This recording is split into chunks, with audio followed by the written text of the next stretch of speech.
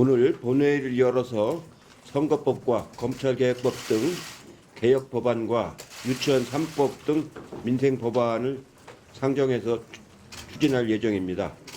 유치원 3법은 작년 말 개혁 법안들은 지난 4월 신속 처리 안건으로 지정되었는데 신속 처리한 말이 무색할 정도로 8개월 그리고 1년이나 국회에서 처리되지 못하고 있습니다. 국민의 지지 속에 추진된 이 법안들이 늑장 처리된 책임은 전적으로 자유한국당에 있다고 있습니다. 계속된 협상 제의를 거부하고 장애 집회, 삭발, 단식으로 일관해왔습니다. 숙려기간이 지나 국회법에 의해 상정된 지금도 필리버스터와 농성으로 일체의 협상을 거부하고 있습니다. 민주주의 의회는 대화와 타협이 우선되어야 하지만 이렇게 협상 자체를 거부하거나 내용에 합의하지 않을 때는 결국 다수결로 의회의 의사를 확정하는 것이 기본 원칙입니다. 이는 개혁법안의 수정을 논의에도 마찬가지입니다.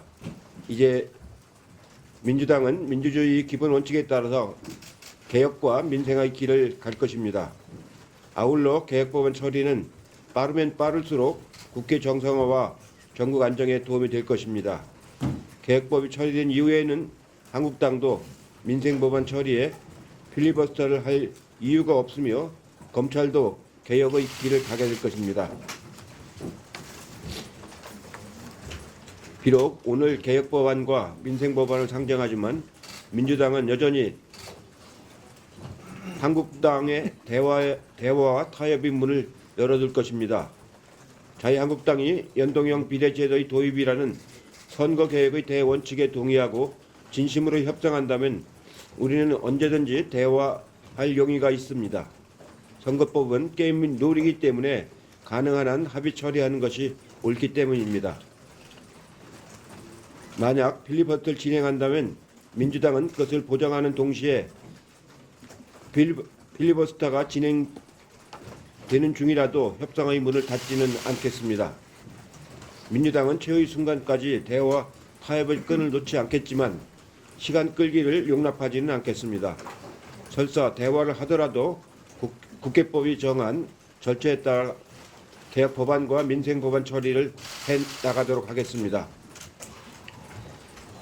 지난 1년을 돌이켜보면은 한 번도 진지한 협상이 없었습니다. 모든 사안에 대해서 거부만 했지 한 번도 진지한 협상이 없었는데 제가 생각해보면은 자유한국당이 무슨 대책이 있는 정당이 아닌 것 같습니다. 전혀 전략도 없고 대책도 없고 그저 반대만 하면 된다라는 그런 입장인데 지난 1년 동안 그렇게 해서 자유한국당이 얻은 게 뭐가 있는지 한번 되돌려 볼 필요가 있겠습니다. 실제로 지난 1년 동안 그 1년 전만 해도 그래도 타협도 하고 협의도 하고 그랬는데 지난 1년 동안은 아무것도 없었습니다.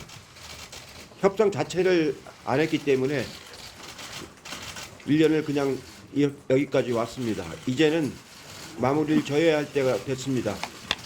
이번은 정기국회만 끝나는 게 아니고 임기가 끝나는 겁니다. 20대 임기가 끝나는 거기 때문에 반드시 마무리 짓건 마무리 짓고 매듭 짓도록 하겠습니다.